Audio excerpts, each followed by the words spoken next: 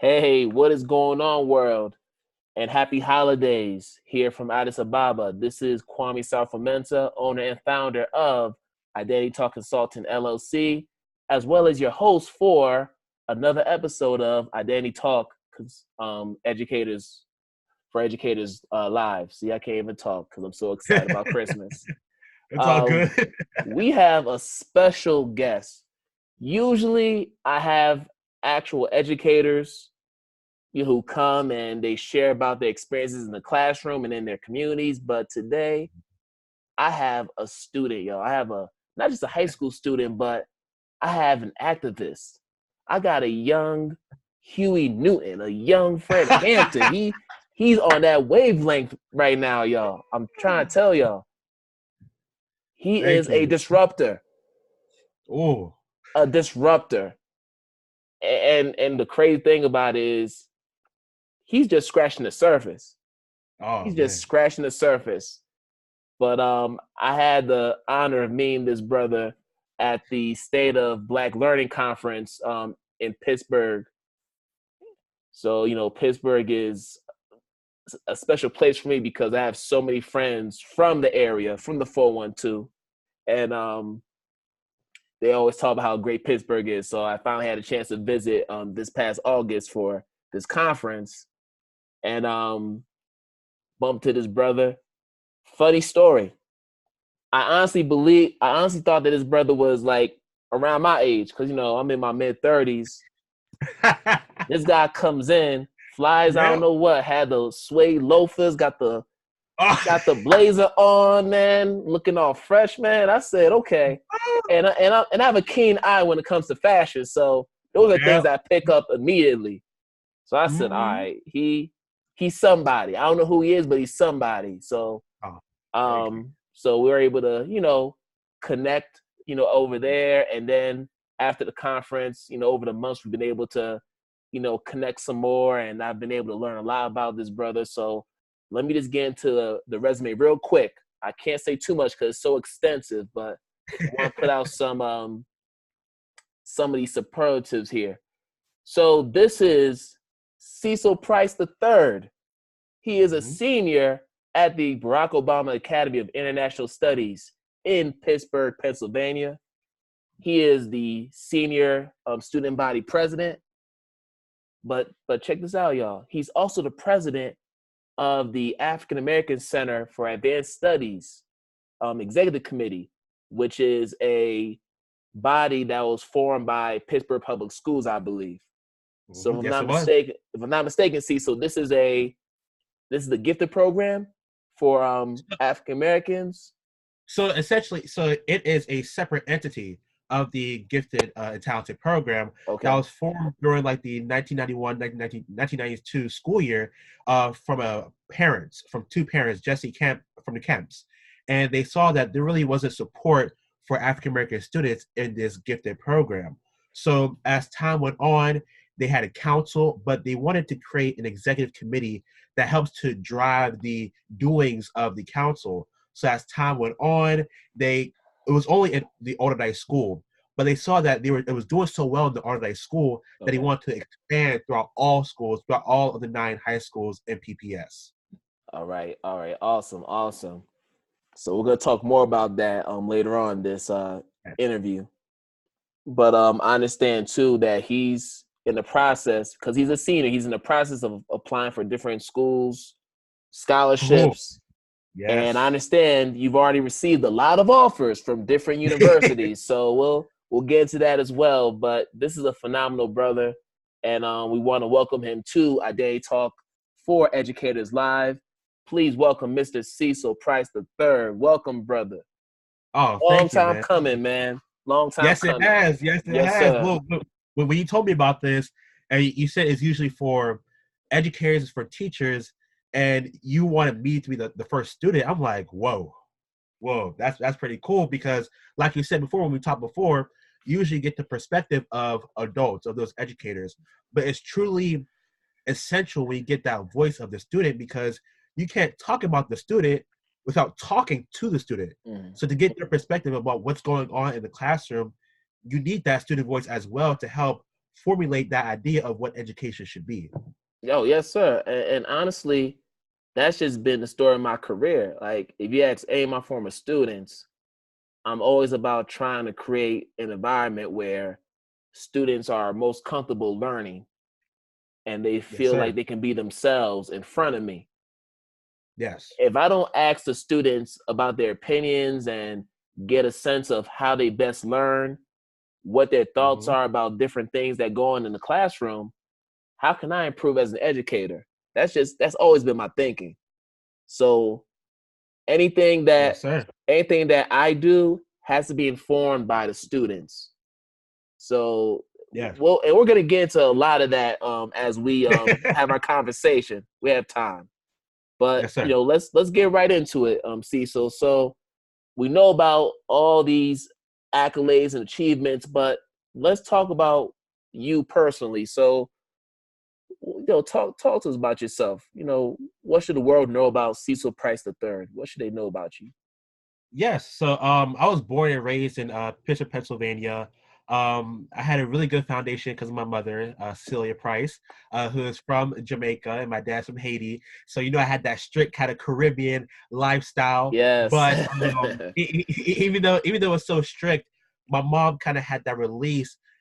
Even though she pushed myself to be the best person that I can be, there wasn't always, oh, get that A, get that A, get that A. And she thought, if I could do my best, if I get a B on a test, if I get a C on a test, she knows that as long as I tried my best, it should be fine with that. But with me, my personal end game, I didn't believe in just passing. I wanted to excel. So I always wanted to get that A, get that A. So I started off in elementary school at the Urban Academy, where I actually do some of my work. Now I give back to my own community. I'm now an educator at Urban Academy. And then I progressed in 6th grade, now in 12th grade at the Barack Obama Academy. So a lot of my life has revolved around education.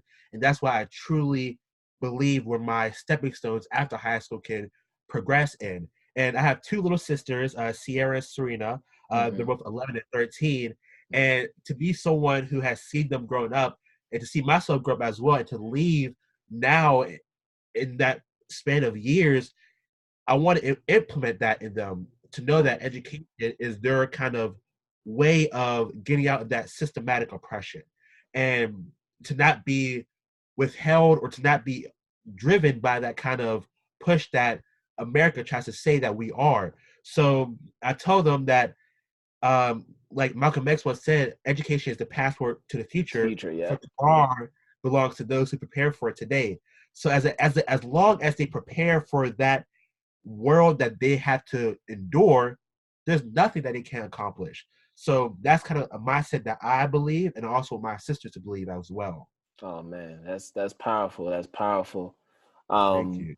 Yeah, man. But see, I'm already getting chills already. That was just gosh, man.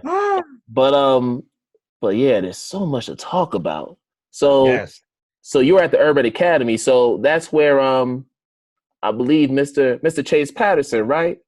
Yes, sir. Yep. That. Yeah. So for those who don't know, Mr. Chase Patterson, who is the CEO of the Urban Academy. Yes. He's also the main organizer for the State of Black Learning Conference. So shout out to him. I appreciate the invite. So hopefully I can get back there next year, you know, God willing, because it was an awesome conference. But let's keep it moving. Let's talk about Barack Obama Academy. So you've been there since 6th grade or 7th grade? 6th grade. Since 6th grade. So, oh my goodness. So last half of your grade school life. So tell us about Barack Obama Academy. For those who don't know what that experience is like as a student. Yes. What has that been like for you? Yeah. So, I mean, just going into Obama Academy, I was actually put on the waiting list. And, you know, the school runs in August, and I didn't get there until September. And, you know, my mom got that call. It was actually on a Friday. It was a missed call. I'm in my room laying down, reading a book. And she bangs on my door, Cecil. I'm like, what's up? What's wrong? I got a call from Obama. You're accepted. So it was like 12 o'clock in the afternoon on a Friday. My mom didn't care it was a Friday. We drove to Obama. She got me in the class, and we sat down as a family my first day. And back in 6th grade, they had something called Friday Focus, where it wasn't really a structured learning day. It was more so the classes that you didn't get to on your normal Monday through Thursday, you get to experience on that Friday. And me walking into Obama Academy, the students didn't know who I was. You know, I had my little button-down shirt. They actually thought I was a substitute teacher back in 6th grade. Back in 6th grade. Yeah, even in 6th grade, they was making that mistake. That's crazy. Yeah, so just imagine that, being a 6th grade student and your other fellow students thinking you're a teacher. Just imagine how that can be. But aside from that, from 6th grade to 12th grade, not most students can say they've been in one school for that many years. So to have that sort of foundation, have that second family, it's amazing because you're there for more than half of your day. So that is essentially the people that you know, people you grow up with. So just being in that kind of comfort zone is amazing for me because it basically shaped and molded me into the person I am today. Wow. And for most people that don't know this, Obama Academy is an IB school, and it's an international baccalaureate school. Yep, international baccalaureate. And from 6th through 10th grade, they have a middle years program. And then they have the DP from 11th to 12th grade, the diploma program. And throughout 6th to 10th grade, they prepare you for that diploma program. And just to say, I'm actually one of those diploma candidates, and it's not an easy route. Oh, no. Sometimes oh, no. See, yeah, so you even know. I know about IB, yeah. Yeah, so they compare it from AP to IB, and just to say, like, the kind of stuff I'm already doing right now, and to have that combined on top of it, it's a lot. But just talking to past graduates of Obama Academy, they say their college experience is a breeze. It's a breeze because of the work that they put in at Obama Academy. Yep. So just to be in that type of space, type of zone, to know that I'm prepared for after high school is a breeze for me. It's okay for me because to put in that work now, for me to have an easier life later, there's nothing wrong with that. Man, but I know with the IB program, which is rare in a lot of high schools. I mean, it's something that's growing in the U.S., but if you go to a lot of international schools outside of the U.S., it's very commonplace. Very. Ethiopia, just about every school that's in Addis Ababa has an IB program. So there are kids who are already getting that college prep during their high school years. And especially by the time you get out of the IB program, you've already accumulated probably enough credits to complete your freshman year. That's how rigorous it is. Exactly. So essentially, you've already done your first year of college while still in high school. Bingo. Yes, sir. Yeah, so I mean, in middle school, I didn't know that was going to happen. I was just going through the workings of middle school. But to have the type of teachers that I have now, to know that their preparation for me within the classroom and outside the classroom, I know that even though I don't know exactly where I'm going to end up afterwards, but I kind of have an idea where I'm going to end up after high school. But to have that preparation early is something that no student can even think of. So I'm happy that Obama is the school that it is for that kind of preparation for all students. All right, awesome. And let's stay on the students for a second because you are the leader of the students, particularly the seniors. So what has that role been like for you, and how has that experience impacted you personally, you know, being the senior class president? Yeah. So Obama doesn't do the elections traditionally. They actually do it a year early. So I was actually given the role of president last year because when they do the elections, they want the current seniors to essentially guide them of what their role of senior student body president will be like in your senior class. So I actually had 2 years of experience to kind of get into my role. So the former president, who was Eli Caruso, he kind of encouraged me to say, "Oh, this is what it's going to be like." But Mr. Eamon, who is the IB coordinator, he kind of sat down with me. You know, I'm a big thinker, so I like to achieve a lot, but I don't have a lot of time. So he kind of gave me this analogy. He said, if you give your class a free trip to France, all expense paid free, a trip to the Eiffel Tower, the trip will be too long, the peanuts will be too stale, and and the Eiffel Tower at the top would be too breezy. So what he's trying to say is that even though you do the best for your class, you can't impress everyone. No, not everyone is gonna be receptive of what you do for your class, even though you're doing a best job, even though you're trying to do your best. And to have that kind of mindset at the very beginning, kind of helped me with what I'm going through now. And what I'm going through now, it's amazing. I have no complaints with my class because we're a very tight-knit class. Okay. And something I could say about the class of 2020 is that we've been through a lot. And not many classes can say that they have endured what we have endured. We have endured passing of our fellow students. And just to have that kind of situation happen to us, wow. we have grown closer as a student body, but also as a family. And what I stress time and time again is that we are a family, and nothing can break the bond of a family as long as you are close. And I try to be as close and as upfront and as kind of transparent with my class as possible, because that transparency is what allows for the work to be done. And even though we have about 5 or 4 months left of being a class, I don't want that 4 months to be our end as a family. No. Even though we're not a class anymore, we're still a family. So I'm gonna make sure that we have those connections afterwards. I'm gonna make sure that I'm knowing what everyone is doing. So when that 10, 15, 20 years, or even less than a year, we want to congregate as a family, those things can happen. If I'm not mistaken, that's one of your responsibilities as the senior class president. And I know this because my wife was the senior class president for her high school. Yes. She was actually the junior and senior class president for her high school. So she we just went to her 20th high school reunion. Oh, wow. Maybe it was last month. And I was also there. We were also there for the 15th anniversary as well. So I know what that process is like, having to keep that going. So you're gonna bring everybody together. I mean, there's no question about it. It could, because it's more than just part of your job or your responsibility as a president. I mean, this is something that is genuine. This is something that's organic.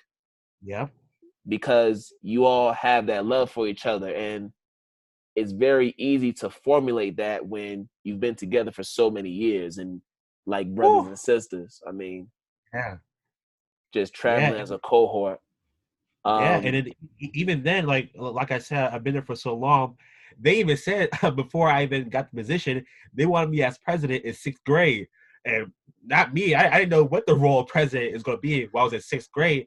But to have a group of people already have that mindset about me, and I didn't even get into the classroom yet, is something I can't even explain, because I know that they trust me to fulfill the role as president, not just as a resume filler, but as someone who wants to leave a legacy that other students can emulate as well. Yeah.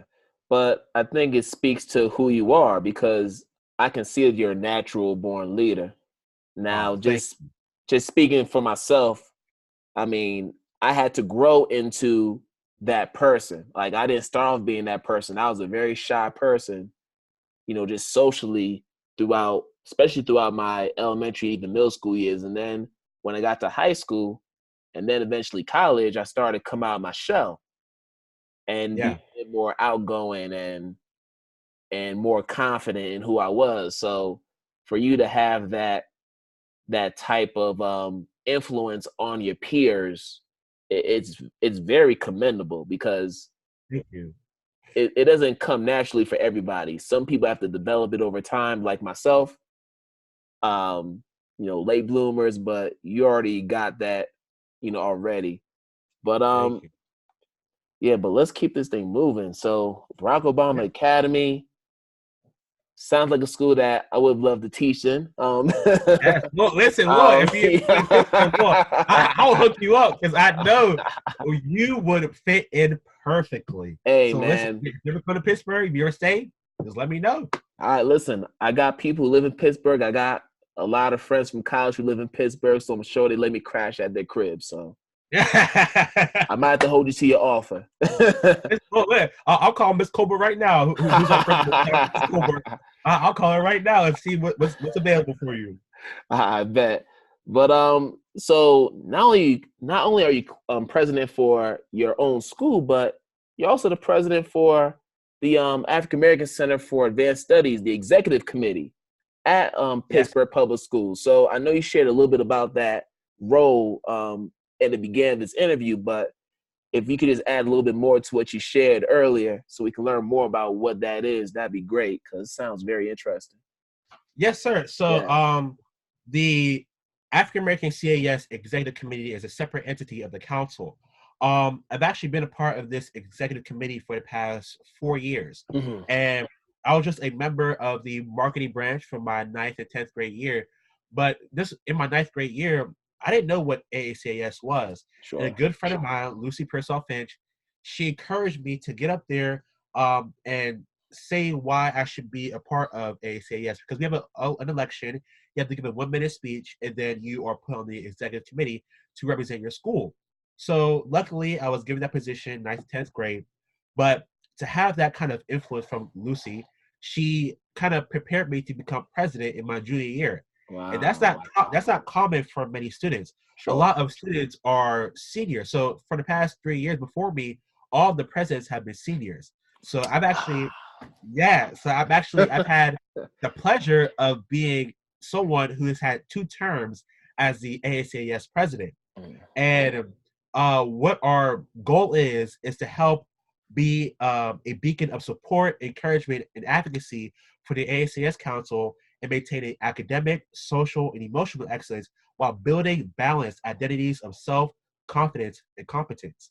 And one of our goals is to have an annual symposium, almost like the State of Black Learning Conference, but it's student-led. So we create a theme. That's one of the goals of the symposium, is that the executive committee creates a theme. So last year, our theme was "Our current state is not our final fate." And we have more than 30 influential speakers come and talk about that theme. And it can go any which way they would like to go with it, but they have to have 2 sessions, 2 40-minute sessions for the students. And we have last year was actually the biggest year we had for the symposium. It was over 700 students who came at the University of Pittsburgh for this symposium. Wow. So, yes, sir. So we had over 700 students. They went through their sessions. We had lunch, and then we had a teen forum. So the teen forum is a student-led presentation by the executive committee to the council. So we created an underlining theme that connects to the overarching theme. So the theme last year for that teen forum was "Minds can conceive, hearts can believe, we will achieve." So this whole symposium is a combination of excellence from our African American sisters and brothers. And to have such a great symposium last year for it was actually the 23rd annual symposium. To have that, to be president of that, was just astounding. And to be president again for this 24th annual symposium, I wanted to go even bigger with this symposium. And our theme this year is "Rich in Color, Rich in Life." And to have that kind of embodiment of Black excellence is nothing that can be explained, because that is not what is being shown on mass media. These type of situations, these type of events is not what the public wants to see. They don't want to see our fellow African American brothers and sisters achieve in such academic fields, in social fields, and anything that we can expand our minds, expand our knowledge. So this is what AACAS is about. It's about giving a platform for African American gifted and talented students who take those advanced courses who take that extra mile to say, oh, I want to be something in this world because the world wasn't made for me, so let me make it. All right, man. Whew. And you know what? As you were talking, I remember you mentioned this during the State of Black Learning Conference. You mentioned this conference. Yes, sir. And I believe you met one of my mentors, Dr. Salome Thomas L. Yes, I did. Yes, I did. Here's where 6 degrees of separation comes. So Dr. L was actually, when I was still trying to get my teaching certification, he was one of the guys who gave me an opportunity to learn how to be a teacher. Yes. And this is around the time he was still a principal at a charter school called Russell Byers Charter School. And this is before he went on to go to Thomas Edison Charter School, which is in Delaware. Yeah. And he really played an integral role in helping me become the educator I am today. Because, I was young. I thought I knew a lot about teaching, and I felt like I deserved to be in the classroom. I deserved to have my own classroom, but he was the one who told me about professionalism. Yeah. I mean, he was the main reason why, he's really one of the main reasons why I really started to pay attention to what I wore to school. Yeah. Because, prior to that, I had started to wear, ties and slacks. But when I got to Russell Byers and I was under his tutelage, he really was a stickler when it came to how you present yourself in front of students. So you had to have, at the very least, slacks, button-down shirt, a tie. Yeah. You didn't have to have the blazer, but you had to at least have those items worn. Exactly. And then, many students, the problem is that many of our young brothers, they don't understand the importance of that. And I've been lucky enough to have a mother who taught me that when I was in diapers. So just growing up in church, I knew the importance of wearing a suit, wearing a tie, having those items in your closet, because when you go out, any occasion, you're going to present yourself, present your family, and present anything that you feel as though is of importance. And just as I progressed throughout my middle school, high school career, I just took that to another level. So to have that kind of platform that I have is important for me to look my best. I can't wear certain things that doesn't make me look good, because I know that I have younger brothers and sisters look at me, not my blood brothers and sisters, but just young brothers and sisters in 6th, 7th, 8th grade, 9th grade, looking at me saying, oh, he's a leader, so let me follow him. So if I'm not doing right, they won't do right as well. So I have to make sure that I look the best, act the best, and be the best, so that they can be the best as well. And that's so true, because now I'm gonna be honest. When I was in high school, I was thinking about wearing a suit and tie and dressing up. Like, this was something that, like, my fashion sense matured as I got older. So even in college, those first few years, I was still like wearing casual wear. You have your jeans, you have a shirt, maybe a few button downs. But it wasn't until I started to work professionally, it wasn't until I graduated from Temple University. Shout out to Temple University. Hopefully it's a you're considering. Yeah. All right. Yes. For the plug. It is. Try to get you to North Philly, man. But seriously, after I graduated from Temple, from undergrad, and I started to work in different schools, that's when I started to pay attention to what I was wearing, because my mindset was, if you look good, you're gonna teach good. Oh, that's how I feel. If you look good, you're gonna feel good about yourself. Because when you wake up in the morning, and this is just me, I wake up in the morning. Yeah. I got my outfit laid out for today. Got my bow tie laid out for today. Got my tie laid out. Yep. My loafers, man, the whole nine. Yeah. And it's like you feel like $1,000,000, and then you walk into that different classroom. feeling. Yeah. Like it gets you into a rhythm. I mean, Yeah. it's like feng shui. Like you have to have the right. You gotta have the right combination in order to channel this positive energy that you need to exert for your students. So the importance of just dressing professionally, it's not about putting up a facade. No. It's really about trying to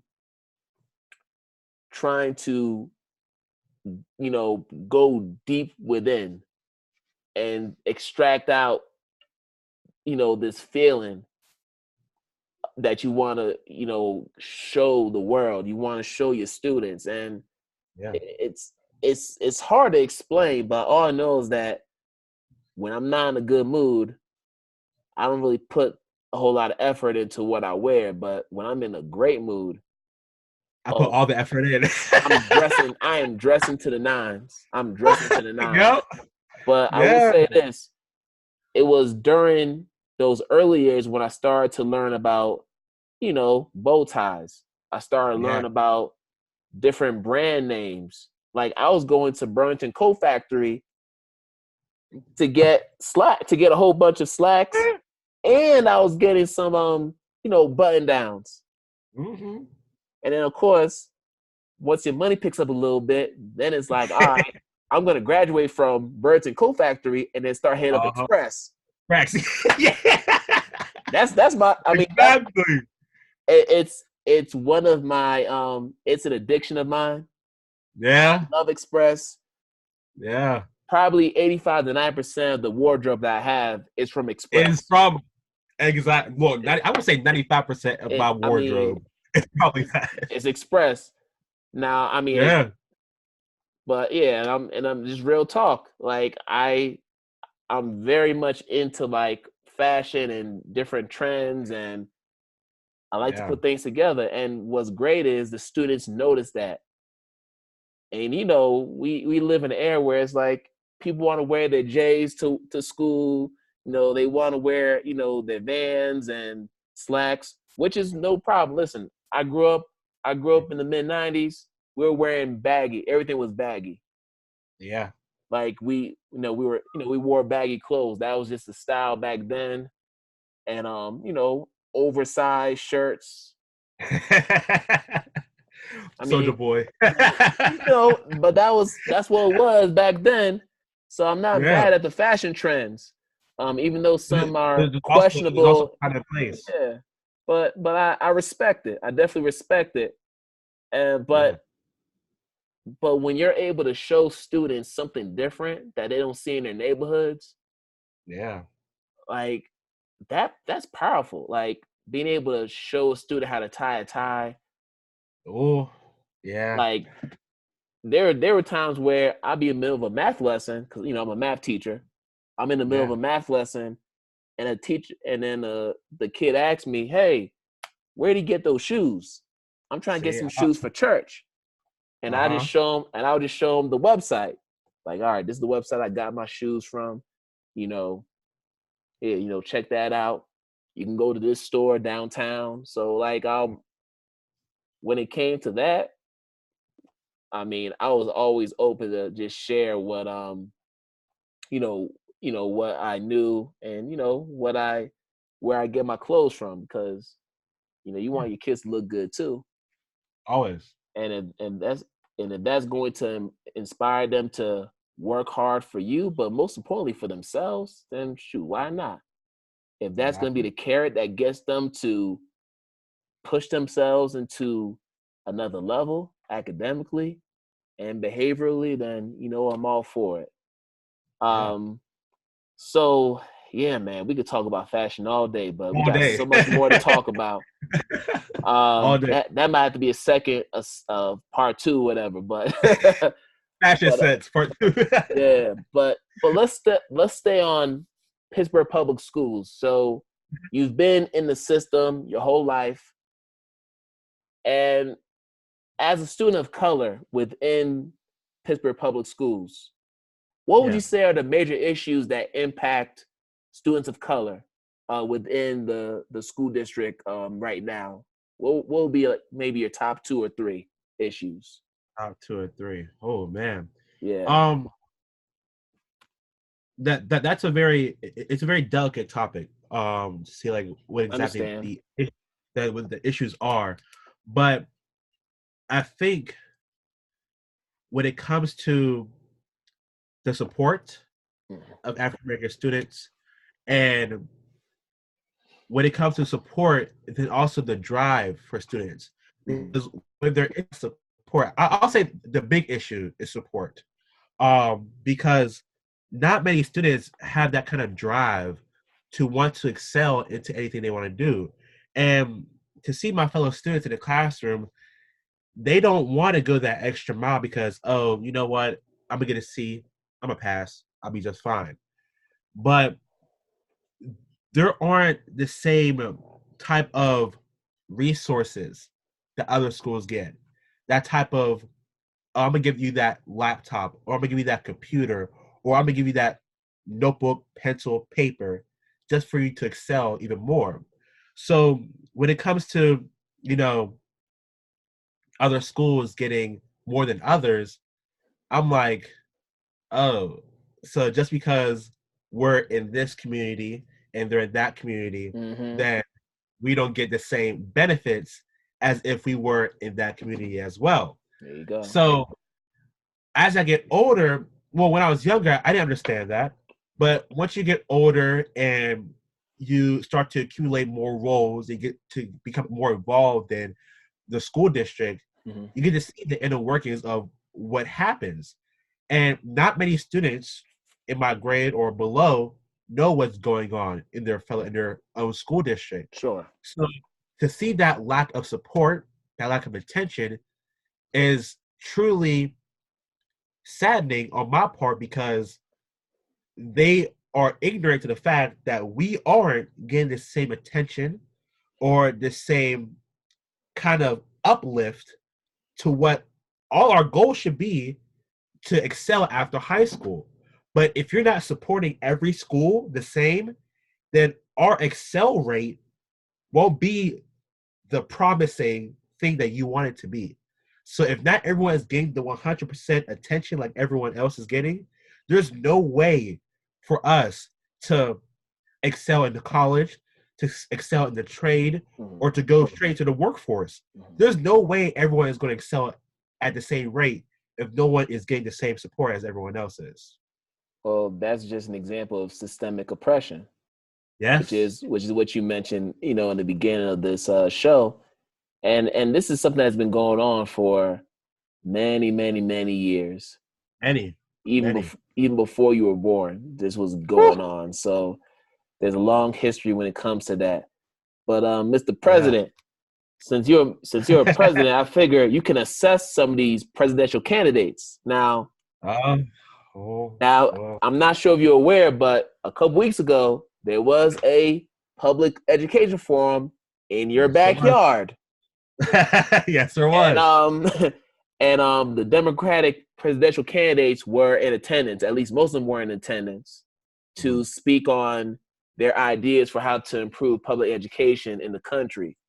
Now, throughout this entire campaign, there's been very little talk about the state of public education in America, which is very surprising, because without education, we wouldn't have presidents, we wouldn't have the people that we have in our economy, anything. Yeah. We are the foundation. So for education to be a backburner issue in this very important election, I just found it disheartening.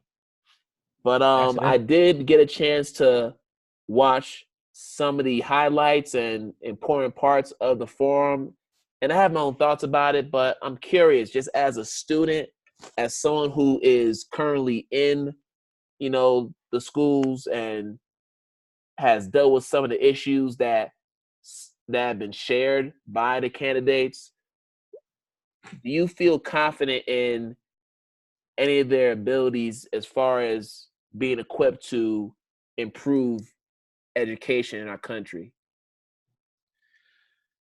Whew. So, as someone who is finally getting to vote in a presidential election, because most of my time, most of my time in America, I've only seen the Obama administration because I grew up with Obama. I sat down. Yeah, I sat down and I remember exactly. I was in first grade and we had a day off from school. My mom said, "Sit down. You're watching this. This is history being made." Mm-hmm. You know, being a first grader, you don't know what's going on. So I sat down, and my mom actually said that the only reason I paid attention because of Sasha, his little daughter. I was only looking at her, nothing else. But she said that's the only reason I was paying attention. But I was like, okay, mom, sure. But as I grew up, was mom lying? No. You answer. The hesitation was the answer, but please go on. Please go on. Yes, I'll go on. But so growing up under Obama administration, being having that role model, the only thing that you see, and then going into high school, have that transition from Obama to Trump, I started to become more involved in the policy, the politics, and I'm actually in a youth and government program called that's cultivated by the YMCA, and Obama is the only inner city school that's a part of this international program. So to be a part of that, this is why you don't get no sleep, man. Another program, God, man, brother. When do you sleep? Look, listen, I'll sleep when it's all over. All right, but keep going. I'm sorry. Yes, sir. Yeah. So to be a part of that, to understand the policy, it's crucial for us to know our rights in a world that has kind of tainted those rights for us. Yeah. So to be more involved now than ever, and to finally see education at the forefront of this presidential election. And like you said, it's truly sad to say that this hasn't been the forefront for many elections in past years. All right. So to say, do I have my faith in their ability to help improve public education? I don't know. But I can't say anything until their talk is put into effort. You truly can't say that something is effective until they implement it once they have that position. That's fair. So every presidential candidate can say they're going to do X, Y, and Z. Okay, I like your X, Y, and Z. I like your blueprints. I like your map. But what are you going to do once you have that position? So until I see some execution, then I'll say, okay, yes, I can fully back you on what you're going to say, what you say you're going to do for education. All right. Very presidential answer. Thank you. But yeah, profound at the same time. So your time at Barack Obama Academy is coming to an end. Yeah. And you've already shared some memories, during your time there, and as well as how the school itself has prepared you for that college experience. But yes. But let's talk about just this idea of Black and brown students in public schools, not just in Pittsburgh, but in other metropolitan areas throughout the country. Yeah. Feeling like they don't have a voice as far as how to change the school systems where they are. Yeah. What advice would you give to students who you feel are powerless or just believe that they don't have a voice or saying what goes on in their schools? What would you say to them? Because you're someone who's clearly unafraid to be vocal about these issues. So how can people build up that courage to speak up and to advocate for what's right for them? Yeah. So it's not something that can be done overnight. Sure. It's not a microwave issue where you can put it on 1 minute and then it's done. It's something that you have to truly educate yourself about. You have to go to those public meetings. You have to go to the district. You have to learn from the perspective of the teacher, but also the student. So sometimes, without pushing yourself too far into the pool, you have to sometimes sit back, take some notes, and listen, but not talk. So there's not always a time where you have to talk about everything. Sure. There's sometimes where it's best for you to learn by just listening, because I didn't grow up just, oh, I'm gonna talk about everything, I'm gonna advocate about everything, I'm gonna lift student voice anytime I can. I learned from others. It's essential for you to have that kind of approach where you know that everything that you have done or going to do is because of yourself. It's not because of me. It's because of others that I have been influenced by. So in order for you to learn who you are and learn what your voice is and what your purpose is in life, it's sometimes best for you just to look, listen, and observe, because that is the key idea of how you're going to achieve in anything you do. You can't just voice your opinions and think it holds weight. Like some of our presidential individuals, not gonna say names, not gonna name drop, but sometimes exactly, Mr. President Trump, they don't think before they act. So sometimes it's always best for you to have a game plan. It's always best for you to know what you are searching for, because as long as you have some type, I'm not saying map out everything, because you can't know what roads may come across. You don't know what God may have for you. You don't know what kind of detours he may take you on. But just to have some type of understanding of what's going on in your own backyard, in your own community, or what's going on nationwide is crucial for you to know that as long as you are knowledgeable about the things that are going on in your own backyard or nationwide, yes, there's nothing or anyone or anything that can stop you from achieving your goal. So first, listen, educate yourself, then implement what you're going to do. All right. And I think the key step in those three is listening, because I think for a lot of us, it's a skill that you have to develop. Yeah.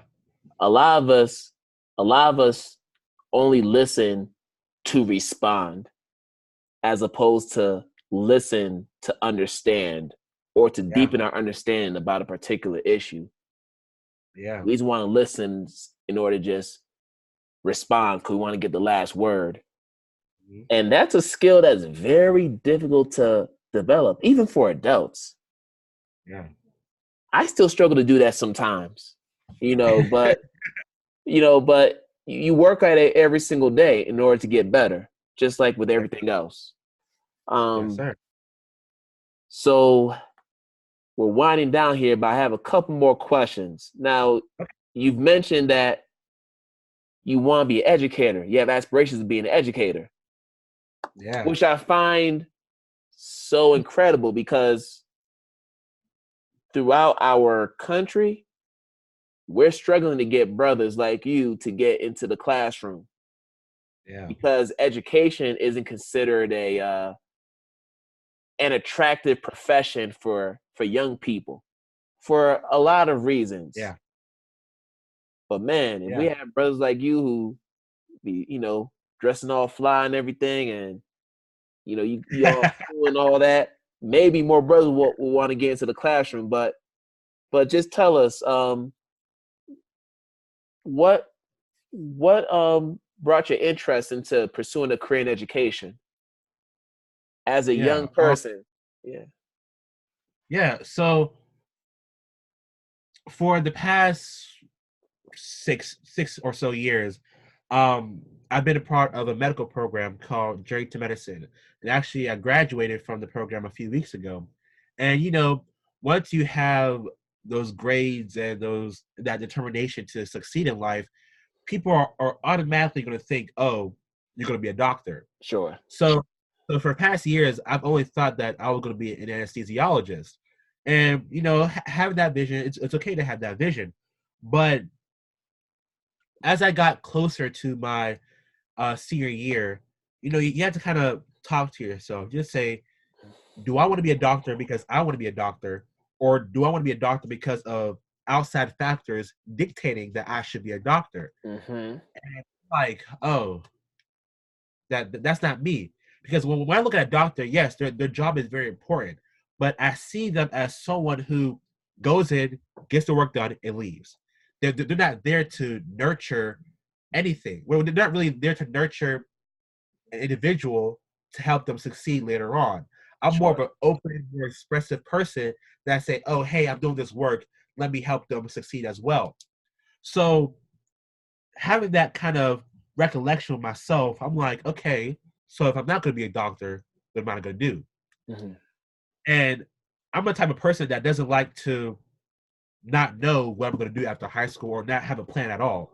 Okay. So as I looked at other things I'm involved in, I'm like, what else do I like to do? What am I interested in? What is my drive? What is my purpose?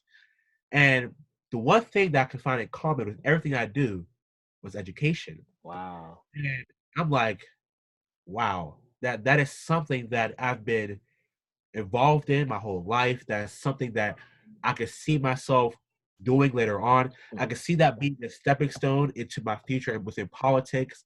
And a lot of my mentors, a lot of my role models have been educators. Like you said, Mr. Patterson, he has been someone that has influenced me since I was in kindergarten. He has been someone that has nurtured me since kindergarten.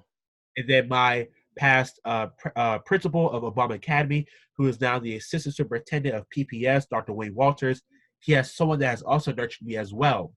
So to be in those administrative positions and to see the inner workings of a school, of a district, that is something that I can see myself doing for I can almost say the rest of my life, because that is something that is essential to the ever-growing foundation of this great nation. Because you cannot say, oh, I'm a doctor or I'm a lawyer without saying, oh, first I was educated by an educator. So to be someone who can say that I can see myself within that role, that's something I can truly say that after high school, I would like to say I would like to be in an administrative position, because that is where I'll be most effective. Because being in the African American CAS Exec Committee, that's essentially an example of something that I'm doing. Just because I'm the president of the executive committee, I'm also teaching them as well. I'm teaching them how to organize something that not only benefits themselves, but also benefits their fellow student body. Actually, this is my first year, I created a contract of commitment. And within this contract of commitment, I basically outlined their role as an AACAS executive committee member and how essential their newfound role is, because they're not only representing themselves, they're representing their student body, they're representing their fellow executive committee members, and they're also representing the community at large. So as long as they understand that they're not only on this path by themselves, but they're also on the path for others, that is something that is forever, wow, this is forever expounded on, because not many professions can say that they have such an influence that an educator has. So as I figure out what I'm going to do after high school, I could truly say that I would like to be a superintendent of a school district, because that is a type of role that is so integral to the success of not just one, but many students. And I have seen the do's and nots of that position. And to say that I have a assistant superintendent as a role model, and to have him kind of guide me into what a superintendent should do and should not do, and what I should be leaning towards as when it comes to my higher education, I can say that being a superintendent in a school district is kind of my calling. And it's something that I can further excel as well when, like I said, within politics. So my goal is to be a superintendent, maybe even the mayor of Pittsburgh or another city, and then become a secretary of education. And then depending on the political climate of that current time, maybe president. But these are only my stepping stones. This is only my blueprints, my map. Like I said, it can be changed over time. But to have that vision right now is crucial, because if you don't have a vision, then your vision can be skewed by anything and everything. So I'm gonna keep on my vision, and keep on my path of being a future educator and a future change agent of this world. That's crazy. You have a blueprint, man. Yes, You sir. already have a blueprint plan as a high school senior. Yes. Now, Yes, sir. that's just, it's wild, because when I was thinking about blueprint, all I kept thinking about was Jay-Z, Blueprint album. I was in college, I was bumping that Blueprint album. I didn't have a blueprint for like my life, but I was bumping the Blueprint Yeah. album, so you can kind of see what the plan was at the time. But Yeah. but man, like, whew, I'm at a loss for words, man. But you are Thank you. truly an inspiration, man. You are truly an inspiration, not just to your peers, man, but for even teachers like me. You're an example of why I continue to do the work that I do, because, man, you give me hope, man. You give me hope. This is Thank why you. we work. This is why we work so hard, because we know what's possible. When we see Yeah. brothers like you excelling and achieving at high levels and aspiring to be bigger than what people say you're going to be, that's Exactly. what pushes us to do more. Like, Yeah. we can't take days off. So, Nope. man, man, I thank you, man, for just your advocacy. I thank you for your vision. I thank you for your sacrifices too, because most 17, 18-year-olds, man, they chilling, man. They probably in their room, they playing Madden, they're playing 2K, they going to the mall, they going to the prom. They're living their life. They're as kids, but you have a much bigger vision that's transcendent. Yes, sir. It's transcendent. And Thank you. that's inspiring, because there are a lot of people who are my age and even older who spend an entire lifetime trying to figure out what they want to do, how they want to Yes. impact the world. So for you to already have that at such a young age, it just pushes us to want to do more, man, to support you and Thank others like you. So thank thank you. thank you. Yeah. But one last thing. Yeah. So among all the incredible things you're doing, Yes, sir. there's also a production that's coming up in your neighborhood, right? Yeah. Does the August Wilson Center ring a bell? I believe you're a project manager for a production that's coming up called Yeah. the Movement for the Youth. So you want to Yes. tell us a little bit about that production and how people in your community can help make it a success? Yeah. So a really good friend of mine, her name is Jamaica Johnson. Actually, I met her in the AACAS executive committee Mm-hmm. during my ninth grade year.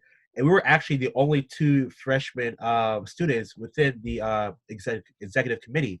And we have grown up, basically grown up together. We're really close friends. And she actually wrote and produced her own play. And being such good friends we are, she was like, "Oh, Cecil, you want to be the project manager for this play?" I'm like, "Okay, cool." So the play is called Untitled, and it actually talks about the lives of Black youth and the struggles they experience in the society. It's not really a traditional play having one main character, one storyline. It's actually a series of theatrical pieces and spoken word about the different subjects that Black youth face in the society. And just having someone like Jamaica having written this play, and to have her come to me saying, "Do you want to manage this?" I could not say no to that. And we actually have auditions coming up next Saturday, January 4th. And we're just getting ready to see those bright-minded young individuals who like to sing, dance, act, and also perform for the movement for the youth. So actually, I grew up a theater kid, and that's how I got my kind of confidence to speak out and be someone who is in charge of a production, not only for a piece, but also for a piece that I know that's going to be influential to youth across Pittsburgh. It's something that I cannot say no to. So I'm truly excited to have this happening so soon. Wow, that is amazing. That's amazing. But Yes. man, Shout out to Jamaica. shout out to Jamaica. Yes, got a lot of friends from Jamaica. But yeah, man, this has just been an incredible episode. I mean, I get excited for every episode, but this one is particularly special, as I mentioned in the beginning, man. So thank you, Cecil, for taking the time to talk.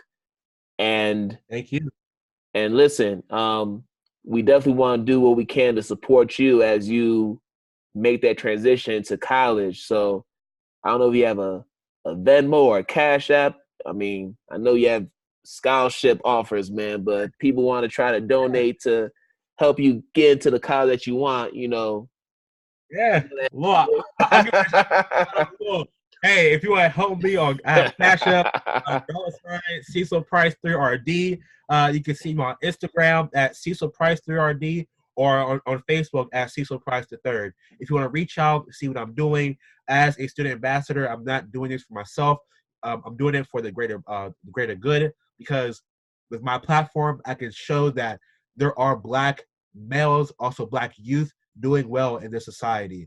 You cannot believe everything that's perceived about our people. So as long as you see people like me, I'm not the only one that's doing well. There are many Black brothers and sisters doing well in this world. So I'm just one out of many. So if you want to follow me on those social media platforms, if you want to help me succeed in my future endeavors, I am truly thankful and blessed for your continuous involvement in my life. Shout out to my mom, shout out to my godfather, my sisters, my student body, my role models, Mr. Patterson, Dr. Wayne Walters, everyone that has done something in my life to be a future change agent, change maker, and fellow brother, son, friend. Thank you. Wow. And that is the perfect way to end this episode of Identity Talk for Educators Live. And as Cecil said, please support him. He is doing such phenomenal work in his community in Pittsburgh. We need to show this brother some love virtually. So please make sure you follow him. I'm going to make sure I do that myself after we get off this recording. Yes, but like I said, it's been phenomenal, man. Cecil, keep up the great work. And whatever you need, brother, man, I got you, man. I got you. Just know that. Thank you. But this is, before I sign off, actually, if you want to follow me on social media, you can go on this YouTube page and follow my channel, which is just my whole name, Kwame Sarfo-Mensah. You can see more episodes of the show, as well as videos on professional development and teacher motivation. You can also follow me on Instagram at KWAM_the_identity_shaper. You can find me on Facebook at Identity Talk Consulting LLC, and on Twitter at Identity Shaper, and all other social media platforms. So this is your boy Kwame Sarfo-Mensah, and on behalf of Cecil Price III, we wish you all a happy holidays and a happy new year as we approach it. So thank you. Let's keep on inspiring these students, including Cecil. And God bless everybody wherever you are. Have a great day. All right.